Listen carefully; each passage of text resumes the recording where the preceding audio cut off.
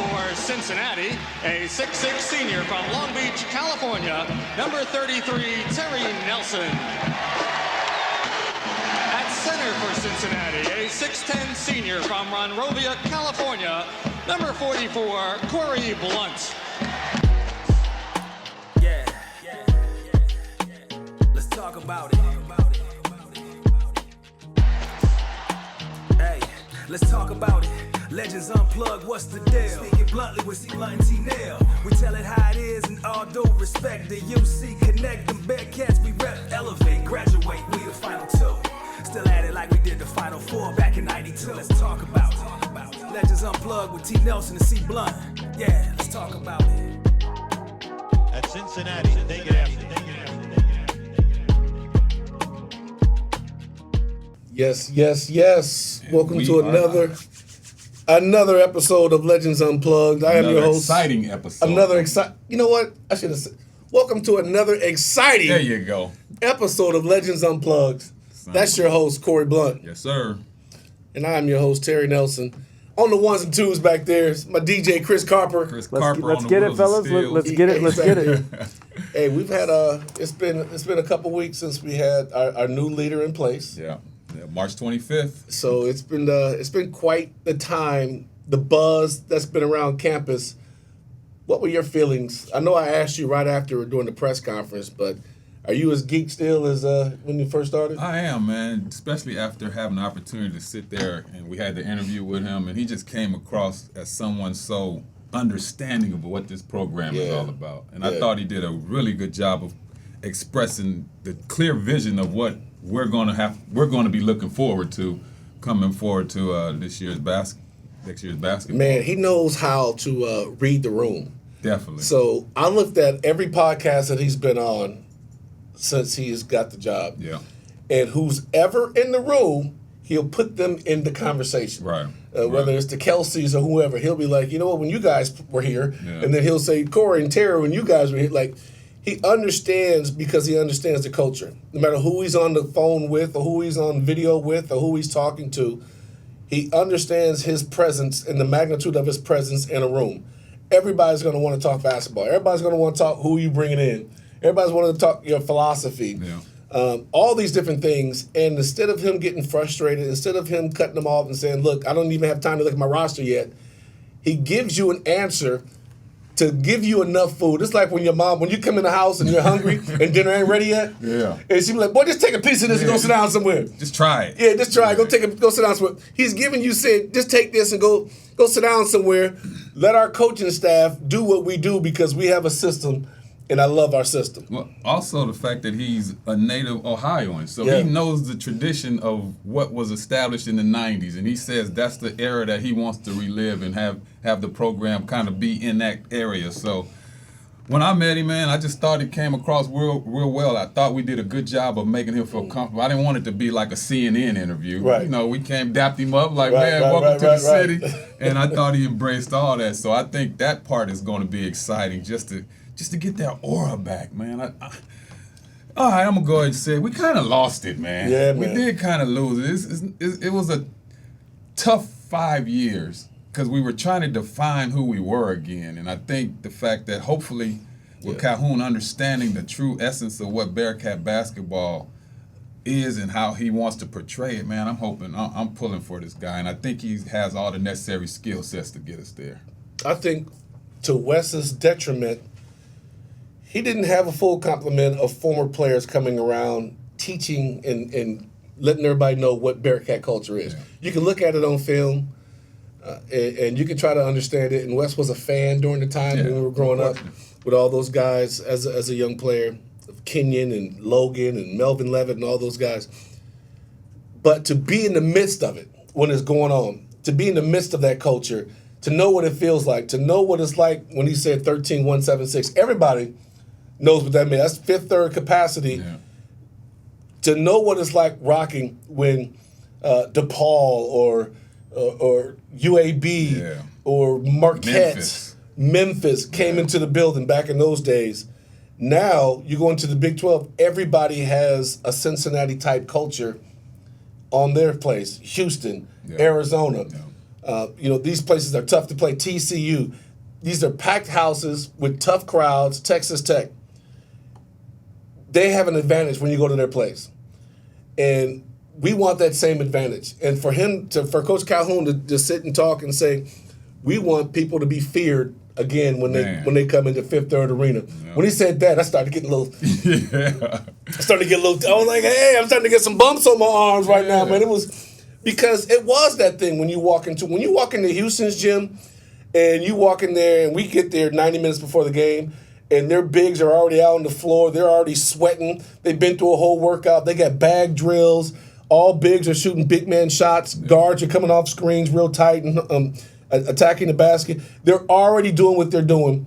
They're not wasting any time. So when you walk in there, it's intimidating to look and to see the student section already packed. They're already in a full lather. Mm-hmm. It's like, oh my goodness, this is, and that's probably the coach right there. See, y'all talking about me? But I want that same thing though, right? Yeah, no question. No question. I mean, you want guys that come to the gym early. You want guys that stay late. You want guys to understand that you can go to any place in America, and there's probably big places with bigger budgets, more stuff around campus. You can find a lot of things that could be better than Cincinnati. However, the combination of them all, you're not going to get that at every place. You're not going to get a community that loves basketball, loves football, loves its athletes. Yeah. A community that you don't necessarily need a car. Everything is within 5 to 10 minutes. You know, Uber, best friend, bicycle, scooters, however you're going to get there. All the festivals that we have year-round in Greater Cincinnati. We have buildings popping up for student apartment buildings all over the city. Our enrollment is growing because we have more room now to take in people. We got great professors, great programs. We've got great academics. With Dr. Joe Lucky in the SAS program, our academic team has been in number 1 or in the top 2 of every conference we've been in every year since Dr. Lucky took over and his staff. So now you're going to get your quality education. You're going to get everything that you're supposed to get from academic-wise. You're going to get the life experience and the student experience that your parents want you to have to go and grow up, because you're going to grow up around a community of people. You're going to have a network of almost 1 million people worldwide that if you say, I'm going to China, there's somebody over there. If I'm going to, you was over in China. Yeah. If I'm going to Russia, if I'm going wherever, we've got somebody all over the globe. So when you look at this job as Cincinnati, you have to have somebody that understands that dynamic. And I love everything you said. I mean, you sold the University of Cincinnati Correct. to an older player. Because now it showed me the money. Now with this NIL, man, all that stuff from what I've talked to former coaches and other coaches, and they say, it ain't really worth me going in to spill all the assets like that. It's pretty much, here's my budget, here's where you rank at, and this is what we can pay you. Do you like that or not, son? Correct. And the answer is, and that's how you recruit a kid these days, unfortunately, because I think everything you just said for our era was a beautiful sound. Mm-hmm. We wanted that. We wanted everything in place. We wanted to be nurtured. Yeah. We want to have the possibilities to grow as young men, build a foundation at whatever school we're going to. Now they're transferring every year or so, and that's just the market. That's just the way it is. So I think with what he has to offer for his winning pedigree and his ability to develop guys to buy into a winning system, I think that's going to be the thing that elevates us to that next level. So question for you guys. Yeah. Like the schemes, like when he talked about, recruiting to his schemes. Yeah. Help the audience, help us understand what that means. I like to put it in the boxing term, like styles make fights. So when you develop your style and people are able to see, at least on a regular basis, what to expect every time they come to a game, I think that identifies who you are and it builds your culture. I was always trying to search, what is our culture here? Are we a defensive-minded team? Are we an offensive-minded team? Well, it's hard to be an offensive-minded team, and you can answer this better than me. We're shooting maybe 20% from the three? Not a good percentage. You know what I mean? Right. So would you consider yourself a three-point shooting team if that's your percentage rate? Are you a defensive team and you're allowing 190-something points a game? Right. It was never consistent. I think from what I've seen with Calhoun, he's been able to define a consistent culture of basketball that should easily fit into what our program is all about to help us start building a winning program again. Yeah, and when you talk about schemes and systems, how he builds his teams, it's like NBA style. He talked about he runs a lot of things like Joe Mazzulla would do. Yeah. He a lot of time he spends with the Celtics in the offseason, and he sees how they put together their structure, how their team, very analytic driven. He has coaches that are not recruiters. I mean, you don't even need to recruit anymore. You just talked about, you got to be able to say, look, I want this player. Yeah, you go. You're not going to their house and meeting their uncles and, and cooking like we were back in the day. You know? They got agents now. Yeah, you ain't doing. They got agents. They talking dollar numbers. Yeah. So when you look at, let's say the UC has a $10 million budget. There's slots. There's money slots. There's somebody worth $350,000. There's somebody worth $1 million. There's somebody worth 1.5. Somebody worth 275. Every slot is going to have a level of player. If there's a $300,000 player, there's going to be a list of 100 small forwards at $300,000. That now you start looking at, okay, is this a two-way player? Yeah. Is this a guy that can, because in Styles, he likes to get out and shoot the passing lanes. He's broke back-to-back steal records at Utah State. So he says we're going to steal the ball because stealing equals transition points, baskets, layups, dunks. We want to incite the fans with hustle plays. Okay, so he's going to have guys with long arms, length, positional height, which, as he likes to describe it, positional height, guys that can shoot the passing lane. He needs a Corie Blunt or a Kenyon Martin, a big that's mobile that can run the floor, that can block shots, erase, get through the pick and roll, get back to that roll, hedge on the hard pick, get back to the roll, make a play at the rim. You need guys that can run in transition and get dunks. And also can guard bigger guys. Yes. Like, I think that was me and Kenyon's strength. Even though we weren't the biggest guys, we had the heart where we weren't going to allow you to get comfortable. Correct. And we would fight you on those different spots, and we would also play defense very well. So those are the type of guys I think that he's going to be looking for in this style of system that he's saying. Yeah, and you don't need a bunch of the same, but you need some of the blueprint in the Big 12. You got to have a full complement of bigs. Yeah. It's a rough conference, the Big 12. It gets physical. And a lot of times you may have a great starter.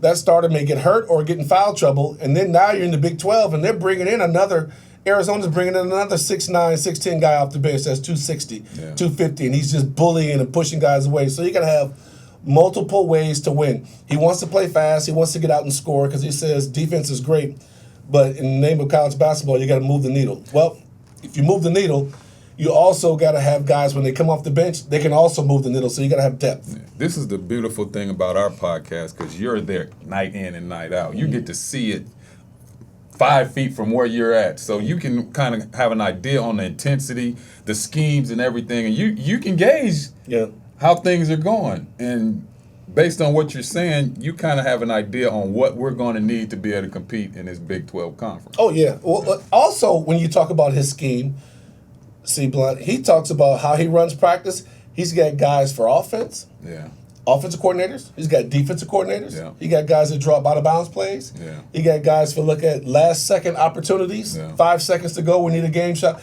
There's got to be a coach that's all he does is just look at last second plays across the country. He's got a ton of those guys. So when you look at it, he runs an NBA style organization and program that wants talent plugged in. Remember, his budget was less than $3 million last year. And he found within that slots to put people, build those guys up, make them play at a frenetic style, make them better than they were the year before when he took over, and then nearly take a Final Four team in Arizona down to the wire. They were within 5 within a couple of minutes. They ended up losing by, I believe, 8 or 12, one of those two. But he knows what he's doing. Yeah. Give him the right talent. Yeah. And he's got the style. When I was watching them, I'm like, man, they run good stuff. They're disciplined. They're in the passing lanes. They're playing to the end. There's nobody crying. They don't get no shots. Mm-hmm. When he takes guys out, they're not pouting as they walk to the sideline. Yeah. I'm like, he's demanding, That's what I was gonna and they say. accept it. Yeah, he commands his position there also. Yeah. And it's to me, that's based off a respect factor. Yeah. You know, when you're able to do that. I was going to ask you also, far as when you look at what to expect, I don't think we should try to act like everything is getting ready to be Final Four bound. Correct. It's going to be some steps necessary, Correct. but I think we have the right person at the right time to put those steps in place for us to kind of look maybe year 2 or 3, we should definitely be tournament bound. Yeah. If he don't, he might pull off a miracle. You never know. Correct. Because we did. You know what I mean? So it can happen, but I just don't want everybody to just think it's getting ready to be a light switch. Man, let's build this. Possible, but not plausible. There you go. Great answer. Yeah, so when you look at putting the team together Yeah. and having the amount of time to do team building activities, Yeah. leadership training, going to do stuff, trust falls and all this other stuff that you would do when you're trying to build confidence and connection with team. I think what he's doing with the fans is that he's chronicling what he's doing, and he's going to let you know step by step. I told you we do everything on read and react, just like the NBA. Yeah. So as we are building something, you may catch me on a podcast, Legends Unplugged podcast, interviewing with those guys again, saying, "Hey, this last week we've been installing this." Yeah. Because he seems to wants the people to know what he's doing. We had, before we got into the Big 12, we had the Bearcat Insider. We had a coaches show. Mm-hmm. So every week you were able to ask the coach, and then you had the coaches show in studio at Montgomery Inn. But you were asked, we can look at video, we can talk about it, we can break it down, you get the mind of the coach. We don't have that anymore. So podcasts like this and others that can get into it with the coach and say, okay, what have you guys been working on the last month? Yeah. And have him go through it and say, hey, no, we're not giving anything away to the Big 12. Nobody cares in the Big 12. They're going to look at all your film anyway. You can tell them all the stuff you want. Yeah. But everybody's going to look at the film and say, forget what he said. Watch what they're doing. So when I look at how he manages his staff, and I love the fact that he brought his entire staff there. I know he may hire a local UC guy, but I love the fact that he brought his staff because, for one, anytime you got to have a culture. Yeah. So anytime, let's just go back to when Rome started conquering. When Rome conquered, they would take 200 of their citizens and put them in a place, and that creates a colony. That colony has a culture involved in it because 200 or more, it takes 200 or more to start a culture. They would go over there, and everybody who was in that land would be subject to the culture of the headman being over in London or wherever the king was. He would transplant and put that culture into this culture, which was a colony, and make sure that whatever they was doing here is happening right here. Yeah. So when I look at the culture, bringing your coaching staff and saying, look, I need to hit the ground running. I need guys to know what we do. Yeah. I don't have time to keep, hiring all new staff. Yeah. And for his staff to say, yes, we're not going to stay back and try to be with the other staff at Utah State. We're coming with you. We believe in your vision. And he's saying, look, he's going to have a coaching tree pretty soon. And this coaching tree, when you talk about winning games and everybody wants that style, you're going to have schools coming around and be like, hey, man, can I get your assistant coach? I want the assistant coach to be my coach because I want that same style. When you start getting coaching trees, it's a lot to do with the culture that you've established and the amount of players that you bring in and how you are able in a short amount of time to take the mind of the coach and your philosophy and put it into a guy that's only been here about 30 days and build from that and say, look, we're going to be good because, yes, he has talent, but he hasn't been used properly. Some of the guys we're going to get in the portal, you're going to look at stats, you'll be like, well, why in the hell did we get this dude?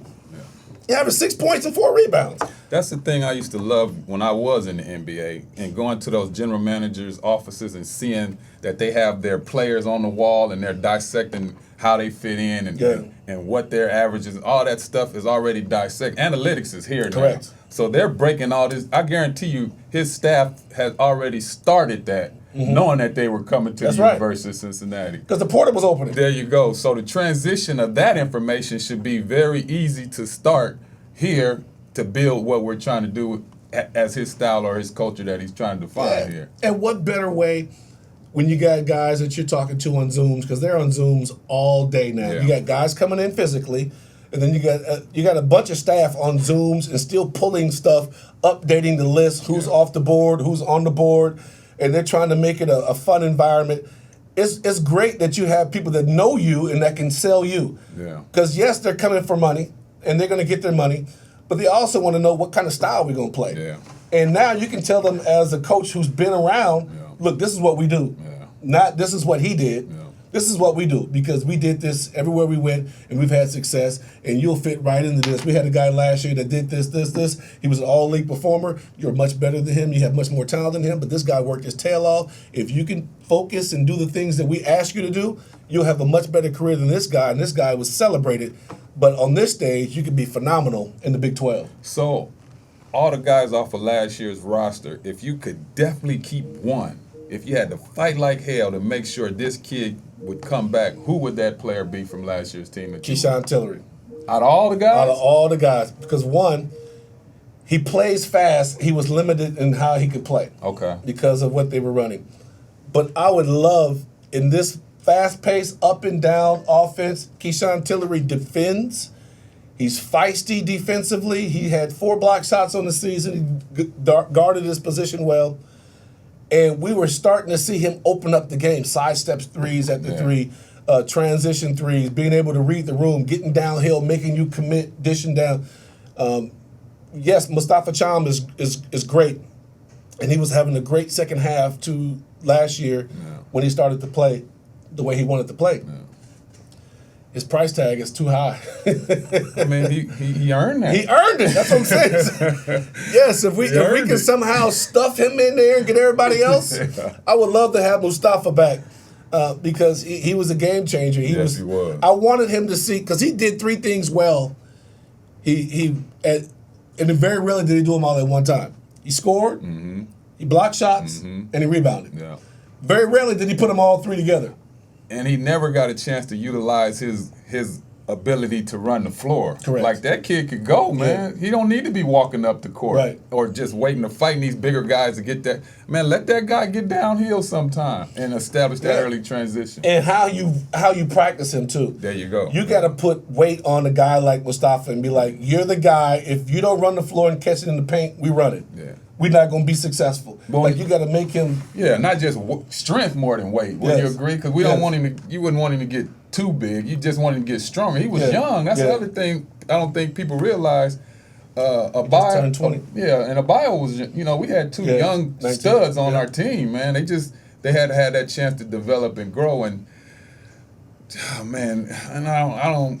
We just didn't get that development out of these guys, I felt. And that's where I think Chris asked the question, man. I think that's the style. I think by that style being etched in stone here of just kind of being a little passive, I think youth and young guys thrive off that and they buy into being passive. Yeah. Hey, you guys talk about player development. Like, you as a player when you were in school versus these players now. Yeah. How do you view player development? What would be your optimal way that they could motivate you to be a better player, to develop you as a player? Like, what do you think Coach should do with these kids coming in? Well, I think everybody's got to have a detailed plan of a vision of what you see them at in their role. Mm-hmm. Don't just get a guy who's 6'10" and be like, yeah, he's going to be good. He's going to rebound. He's 6'10". No. This is what I need you to do. This is the offense. This is where you set your screens. I need you setting screens and shooting shots from here. I need you scoring from this block. I need you to be able to be a signal caller defensively. Like, you got to give me a list of all the things you expect me to do, so when I'm playing pickup ball, everybody's working on skills when they're doing individual work. Mm-hmm. But when I'm playing pickup ball, which you got to be playing every day, you got to get used to getting up and down and playing with teammates and playing with different people. I need to know what I'm working on. I need to know how I put it in. What's the use of working on free throws every day, making 100 every day, and then you have nowhere to work on clutch time situations? Okay, if I'm going to work on free throws, there's nobody here to do it. I have to make 10 in a row or else I'm going to run.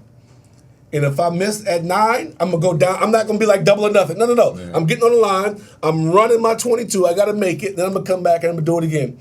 They have to have a detailed description of what vision that you have for them so they don't just come in and get disappointed that they're not playing.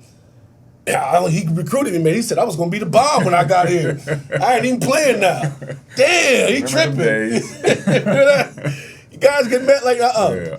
When Hug, the best thing he ever did for us, and he did to several teams, even when I was a manager and video coordinator on teams, he would get guys on the baseline, but he would normally wait until he was pissed off to the highest of pissivity, and then he was going to pass out assignments. Yeah. But he went down a line, and everybody He said, this is what I need you to do in front of everybody. Yeah. And so when you see people do other stuff in the huddle, we be like, dude, that ain't your job, bro. I don't know why you over here telling me to do this. You worry about your job over there. We doing this. Biggs got this handled over here. But you sit them down and you break down exactly what it is, your value to the team. If you do this, you're going to be great. You're going to play. If you don't do this, I can't play you because I already got somebody to do what you're trying to do. I got that covered already. Yeah, I think more for as a individual, someone that's trying to develop a player, I think you got to identify that player's strengths first. That's right. Let's know who you are first, and then we'll work on your weaknesses. And then once you define that, now I have to get your weaknesses as at least as strong as your strengths, but also how am I going to use your strengths in my way of playing and utilizing you. And once you're able to define that, that's when you go to work on that every day.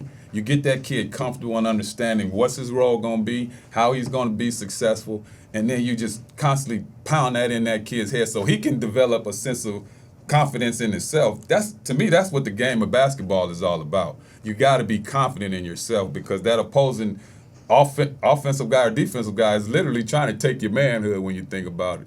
So if you get a coach that can build that confidence in you, and then allow you to play through a little mistakes, because we weren't little mistakes. No mistakes, but I think today's kids, you got to let them play through a little mistakes because you're getting them young now, and they're playing so much basketball, and they're being taught a lot of wrong things, based if you look at it. So building confidence, understanding a culture, and developing that kid to understand that this is how I see that you can be successful if you follow along these steps. And when I look back at my career, I test all my success to my ability to be coached. Now, I was frustrated with my coaches, but I always listened. And they probably wouldn't agree to that all the way. I don't agree to that all the way. but I would incorporate the things that they were saying. Boy, I tell you, time changes all perspective. Yeah. Man, I fought Give him the whole thing. But Corie. that's youth, though. That's what I'm saying. But when I started being You successful, was 24 years old in college, man. I didn't start playing until my junior year. Don't blame it on you. I got 5 years of good basketball. Yeah, the pension. As soon as you hit 24. Everybody else was playing AAU. I was riding my bike and doing cartwheels and stuff. Amen. But I think that's what it is, man. Like, I wanted to be coached, though. I don't care. Yes. I wanted to be coached. Right. You wanted to know what you was doing. Yeah, and then I wanted to at least understand that I had the ability.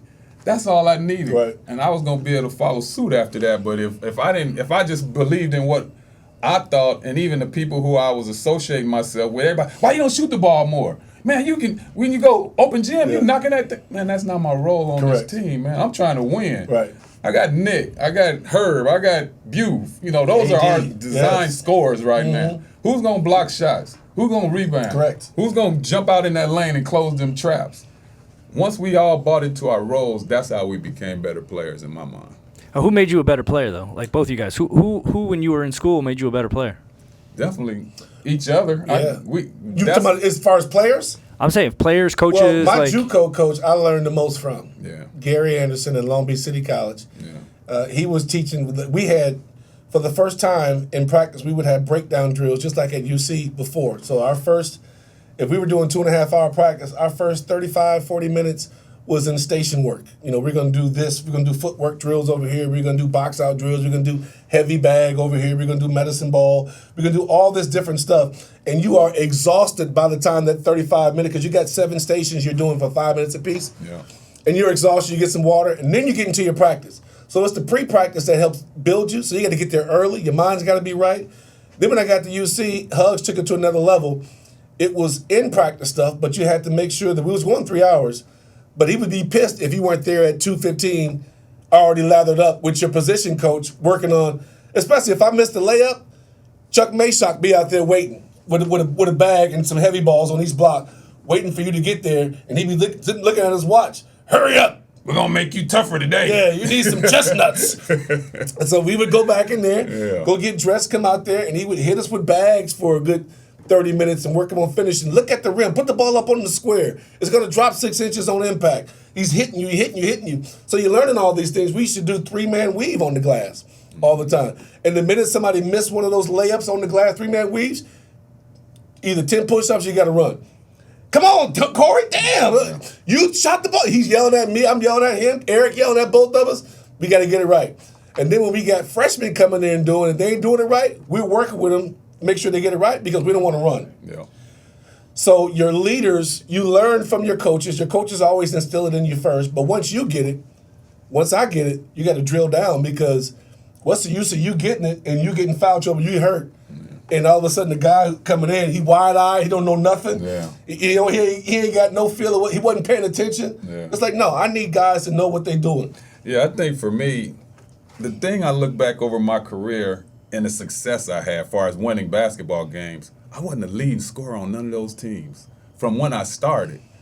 But to me, that showed me how valuable I was to every team I played on because we won on every team I played on based on me buying into my role. So it started for me from my high school coach that I only had for 1 year. If I had him 4 years, I would have probably got a D1 scholarship coming out of high school. But I only had Coach Sims for 1 year.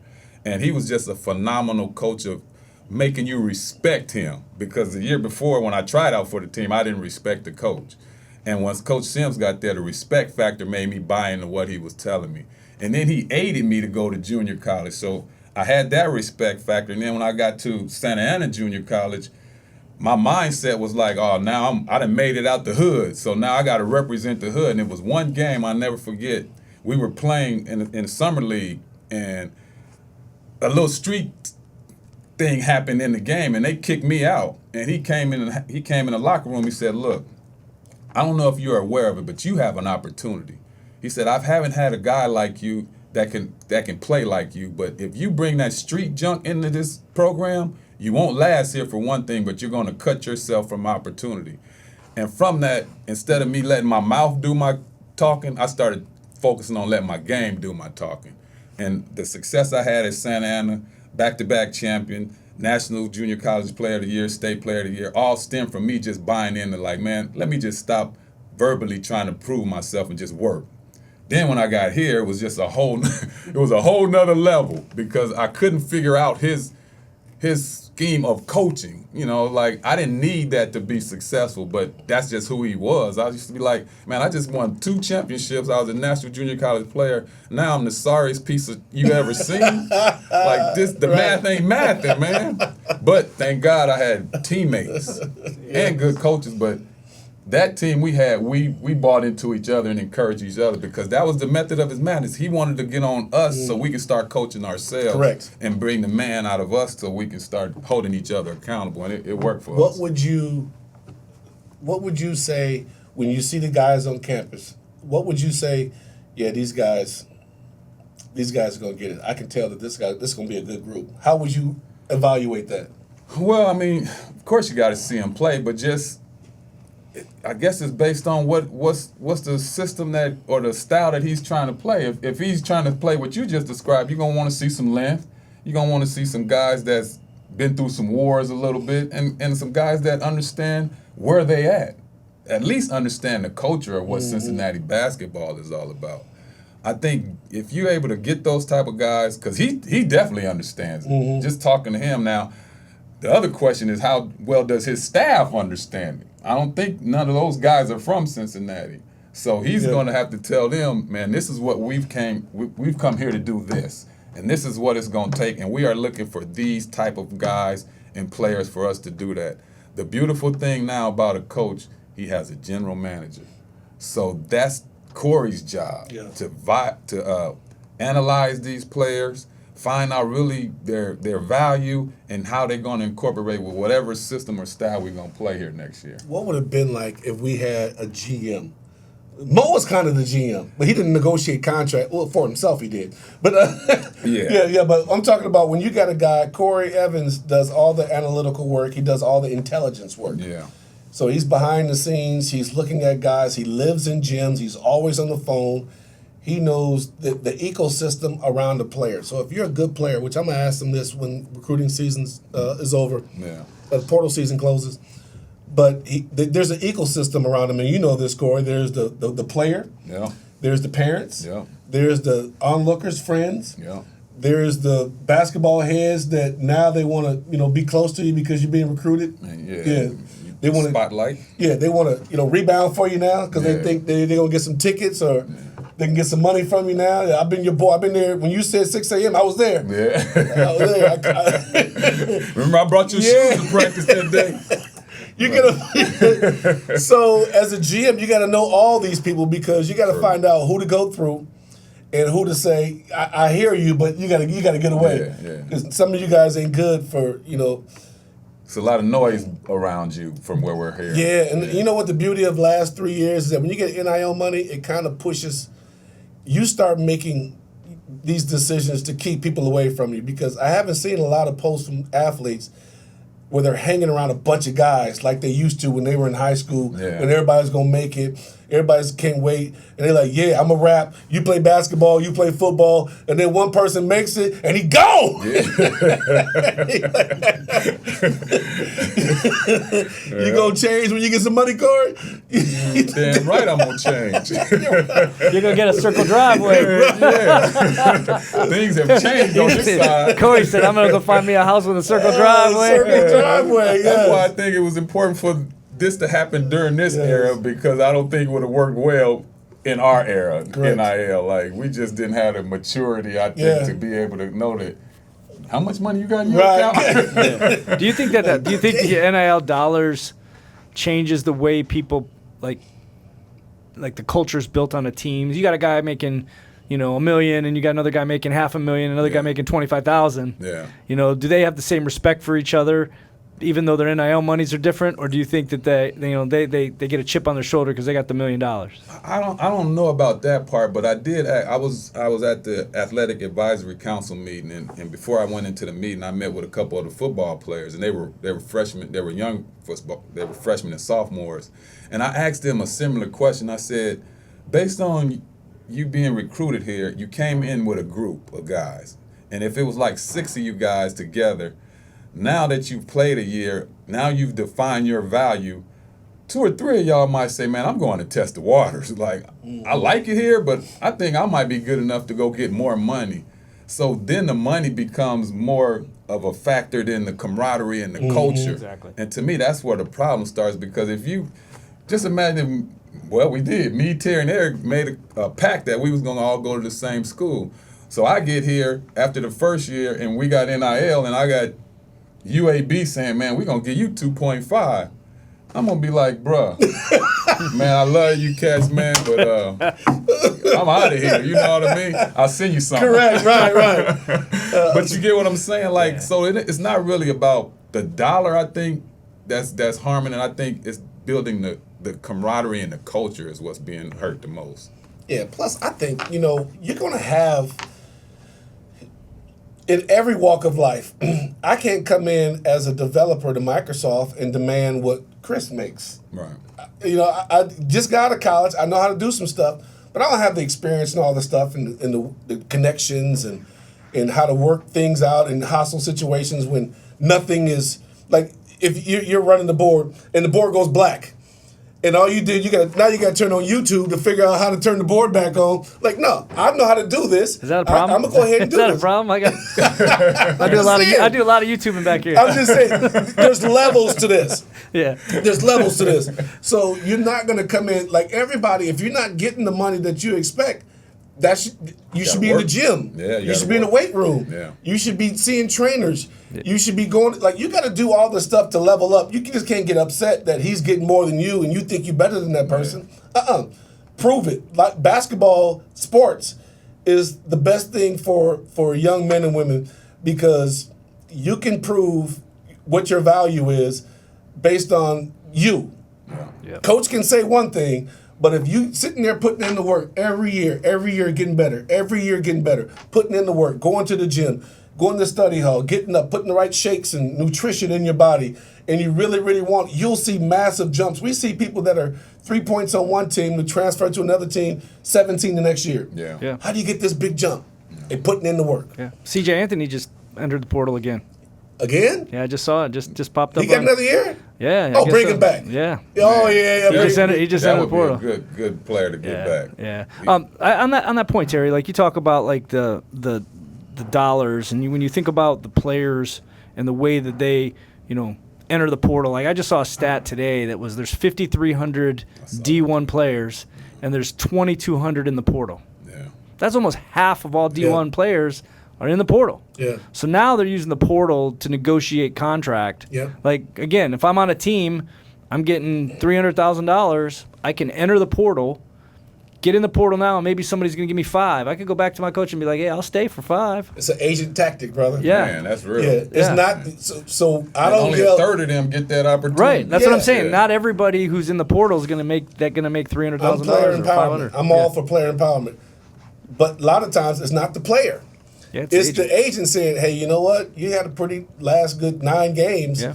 I would, if I were you, I know you like Cincinnati, but I would just test the market by putting your name in there. They can, if they want you, they can always come in there and get you back. Yeah. Yeah. But other than that, I just say, after every game, after the season's over, most players that have played games and got film are going to enter the portal Right. and see what they can get. Yeah, and the stat, and the funny stat, or not funny stat, but the stat that I heard today too was that if you are on a team today and you enter the portal, you're bound to get a percentage more just by entering the portal. Because it's an opportunity now to negotiate your worth. Yeah. Damn it, I'm entering the portal. Man. I'm entering the commentator's Dude, portal. they got a Come on, commentator UC. portal? Terry's in the portal. Well, the Damn other it, I'm thing, entering the podcast. but the other thing that's interesting, the other thing that's interesting too is you think about the portal. It just because the portal opened on the 7th. Yeah. Portal opened back in January. Yes, it Yeah. is. Yeah. Talk a little bit about like what you hear, what you see in the league about agents and the way they're working and operating in Well, this not world just of agents, NIL. coaches too, from what I heard. Like the handshake line is not a friendly place no more. I heard. Yeah, so there's been talk about having the handshake line like women's basketball before it starts, before the game, and then afterwards, like the NBA. Peace. I see you next week. Yeah. Yeah. Don't be sitting over there and having these long handshakes and be like, "Hey man, you are one hell of a player." I think just keep listening to the coach. Yeah. He's doing a good job. No, I think you have to be able to. You got to know in the portal, there's a chance you don't get picked up. I mean, half of them in there last year was over 800 people that didn't get picked up in the portal, and it's the same with football. So the portal is not always a good option. A lot of times, if you get a new coach coming in, the agents be like, "Man, hit the portal. He's gonna bring his own guys in." But having a conversation with the new coach can clear some of that up. Yeah. Keyshawn Tillery and Jalen Haynes were at the press conference of Jared Calhoun, UConn coach. And they had conversations with him. And if you want to enter the portal after that, that's great. But for the players that were on the roster not to attend and not to have a conversation and say, you know what, no, okay. So if they're not attending, are they going with Wes to Charlotte? Because if it's a my coach is gone type of thing and you enter the portal, I'll expect to see some of you guys with Wes over in Charlotte. If not, you should have been here because you're going to enter the portal and not everybody's going to, you're going to land somewhere. Not everybody's going to land on the level that they think they should land on. Yeah. Because if you're in the Big 12 and you couldn't get it done in the Big 12, what other Big 12 schools going to look at you and be like, we just need this piece right here. Yeah. Yeah, it brings up an interesting point too. Like, look at UC, hasn't made the tournament in 7 years. Yeah. Right? Or make it 6 because the COVID year, right? Nobody made the tournament the 6th year, COVID year. Like, your value as a player, because you didn't make the tournament, it's probably gone down. It should go down. So you talk about Mustafa Cham trying to make $3.5–4 million. Is he worth that? I mean, the team didn't make the tournament. Like, I would imagine schools would be like, yeah, maybe you're not worth that much. You may want that much, but you're not worth that much. And there might be schools that say, yeah, we'll pay you that. Plus, when you look at a school like Texas Tech, you're paying your best player $3 million, and then he hurts himself right in the tournament crunch, in the right beginning of the tournament playing in Big 12 play. So now your roster can't just be infused with talent from that. They had a couple of good games afterwards, but you built your team around a piece you didn't have enough money for a backup for. If you'd have took $4 million and split it up between two starters and said, look, you're going to back them up, but you're going to make the same money, and we can play you guys the same amount of – it don't work that way. The star's going to get the most money. Everybody else levels into a slot. But the problem is the way college basketball was this year for us, injury just riddled the entire roster. Right. And so now you're not getting your dollar's value. Yeah, that's one of the things I like about, Coach's philosophy, too. He's very data-driven. His players will be wearing – things on their shorts to track their movement, to track their health, to track everything that they're doing. talk a little bit about that. Like, you didn't have that back in the day. Like, when you guys played basketball, you just kind of just wore it out. Like, you just grinded it out until they said stop. Ice. You know, ice. Put some ice on it. and some aspirin. Ice and aspirin was the cure. Bag of ice on your head. You're rubbing the ice on your head. Your ice on your chest. Yeah. You say you're breathing all heavy. Come here. Yeah. You're all right. Just take a deep breath. Get some Here's, water. here's a trash can. Get some water. Yeah. No question. I never had to worry about that trash can thing. Thank God technology is taking over. No question. Yeah. But to piggyback, because going back to the question you asked about, like Chom, for instance, didn't develop or have the high success rate that we thought he would. Another team or another coach or another GM is looking at this kid and saying, he didn't play well there, but I see a lot of potential in that kid. And because of that potential, I think he's worth us taking a chance. That's right. On getting this kid here for whatever dollar amount we can. And once we get him in our system, we're hoping and seeing if he developed. The one thing there's 3 GMs that I used to consider myself had a good relationship with. One was Jerry Krause, the other one was Jerry West, and then St. Jean from Golden State. And I just remember them would talk about players, you know, and what they saw in each player. And then I would always ask them, well, you know, what did you like about me? And a lot of the things they said was just, I played hard. Just that simple. Like, man, we like the way you compete. So it's not actually defined as a true individual skill set or talent. It's just what that team's looking for and how do you fit into that scheme, and they're going to see the value in what you can bring. And I think that's a difference between Wes Miller's teams and Jared Calhoun's teams. Like, he's recruiting for his scheme and how they fit in. And they're going to be talented, but they may not be the most talented in the sense of that, right? 3 stars maybe instead of 5 stars all the time, right? Because you get all 5 stars, sometimes you can't make them work together and it falls apart, right? Yeah. So I think recruiting to a scheme, that's a great point. I think that's one of the cool things that I think he's doing that's different than what Wes is doing. You need some animals in the paint. Your bigs got to be ferocious. You need some dogs on the wing. Like, your guards got to be able to fight through screens. You can't be hit and held up on every screen. Yeah. They're not going to call everything in the Big 12. There's a lot of fouls that go. That's what makes it the best conference, one of the best conferences, because you have to win the game. The refs are not going to bail you out. You got to fight through screens. You're going to get hit. You got to make shots. This is a make shot league. You get fouled on the shot, and you looking at the ref going to look back at you like, what? Somebody will take the whistle out and be like, man, get your ass back on defense. But they will talk to you crazy. Yeah. So this is one of those leagues where you need dogs. You need dogs on the perimeter. You need some animals in the paint. Guys that, like, we didn't, like, when we played, Hugs didn't have whistles in practice. He said he didn't want no whistles. He didn't want you to hear anything other than his voice. So when we're playing and guys that get fouled, they stop right in the middle of the play. And Hugs be like, hold up, what'd you stop for? On the line. Yeah. Make us run, because he's like, I don't care if he fouled you. You got to play through that. You got to play through it. Yeah. We got to have bigs that can play through physicality, that can inflict some pain, and then guards that's tough enough to fight through what we got to fight through, get out on the fast break, and let it rain. I want to see lobs, dunks, 3-pointers, looking in the crowd. Give me some of that Jaron Cumberland moxie back in Fifth Third Arena, pointing at the crowd. I'm seeing all these Bearcats under the Mick Cronin there that are still playing overseas. Yeah. They're doing great. And I'm like, I'm posting these guys. I want to be able to have them in their great moments at Fifth Third Arena, not just when they get out of UC's umbrella and they're having all this great time overseas. I want to see some rock and rolling times in Fifth Third Arena. I think we got it. You know, the amazing thing about it is the championship game. I was so enamored with Michigan's size. Yeah. Like, those guys looked like, not just on the height side, but they had solid bodies. Yeah. And I think that's what helped them have the season that they had, that they were really well developed. And they were able to compete at a high level with that. We beat them earlier in the year. Yeah. You know what I mean? So what's the difference? You know, really, when you think They're also missing a couple bigs. okay, but still. Yeah. We beat them. did. That's all I'm We did. saying. And they are the national champs. So it wasn't a talent thing. You can't, I just don't think you can say it was a talent thing, man. We had good players. Yeah. Styles make fights. And that's one of the reasons that there's a coaching change. They put a lot of money into that roster for UC. Yeah. And for us to say we beat Michigan, we beat Arizona. Man, No, not BYU, Arizona. We beat Kansas. Kansas. We beat BYU. Yeah, we beat the teams that everybody said Iowa State. Yeah. We're Ranked definitely 1 not and going to 2. win these games. Yeah. We win those games, and then you lose to West Virginia. Yeah. You lose to Eastern Michigan. So You have to evaluate yourself and kind of see how can you have that kind of fall off. I played on some bad teams, and I understood why we were bad. Mm-hmm. I ain't play on too many good teams and didn't understand why we were good. You Right. know what I'm saying? Right. We were good for the reasons that we were Right. able to see. So when you look at our team last year or the years, we just never could ever define what was our core value, what you were going to be expected to see night in and night out. Have you ever played on a team that didn't have a defined leader?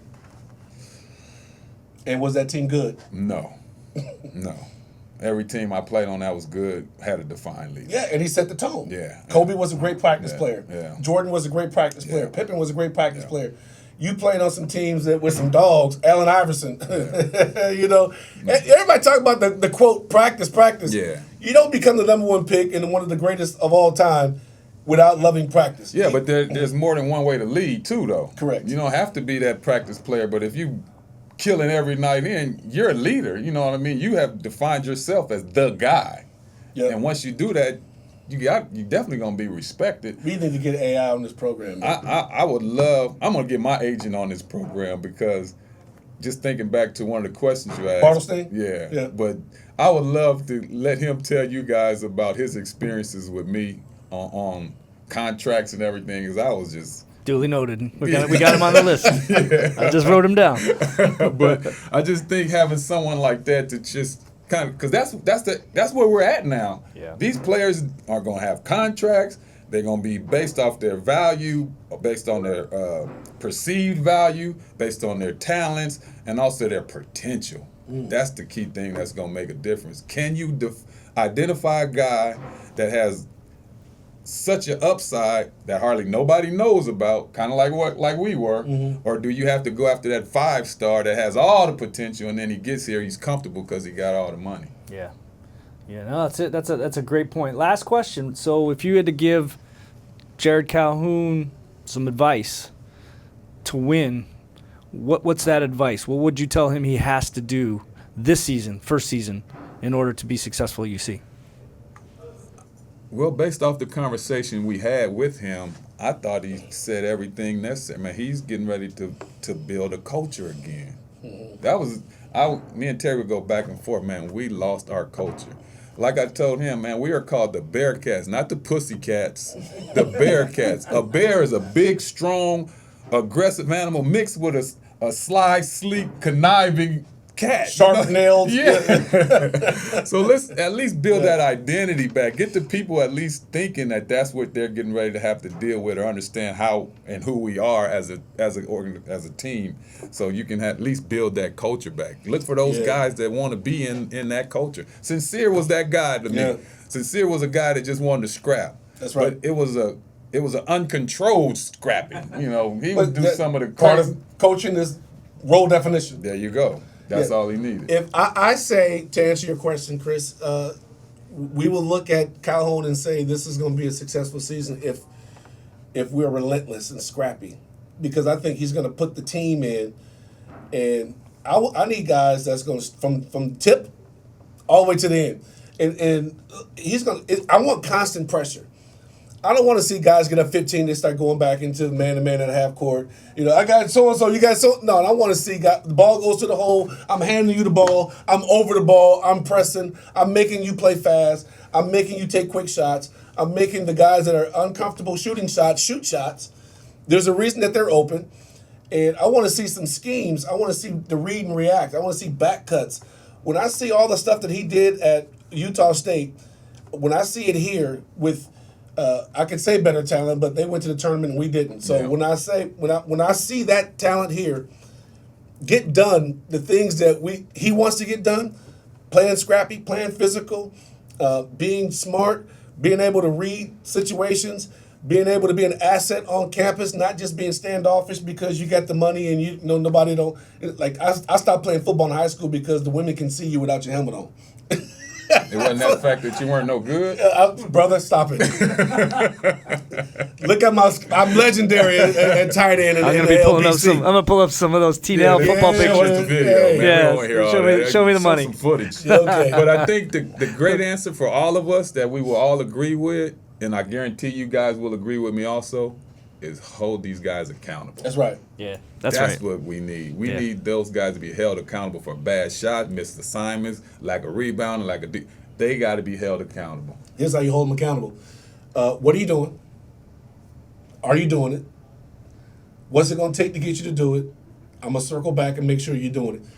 Very simple process. You cannot have guys out there doing stuff and you say, well, this is why I recruited him. Like, no, you're losing because he's doing stuff. No. What are you doing? Well, I'm shooting threes. What are you supposed to be doing? I'm supposed to be, in my mid-range or doing what I'm supposed to be doing. Okay, how do we get you doing what you're supposed to be doing?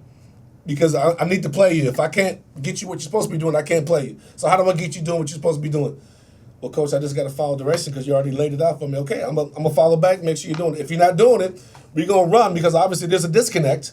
Or you're going to sit the entire season. I can't get rid of you now because there's money there. So you're just going to be the guy that's got money that should be playing that's going to sit on the bench. You can be that guy. Yeah. You can be on social media answering all those questions. Yeah, Bobby Knight said it best. His best way of getting the guy to understand what he meant, ass to bench. Running, you should. Unfortunately, you should love to run in the game of basketball. But you sitting your ass on that bench, yeah. You're gonna hate that. A to B. Yeah. All right, we got to get out of here. This is another episode of Legends Unplugged. No doubt. Make sure you guys subscribe. Look at all those beautiful places that we have our podcast parked at. So get on the one or all of them. Subscribe to them. Forward this out to your friends and family. This is a fun podcast. We're going to grow. We got more interviews lined up. We're going to have a great time doing it. Once again, I'm your host, Terry Nelson. And I'm Corie Blunt. And we are Legends Unplugged. And we're out. Peace.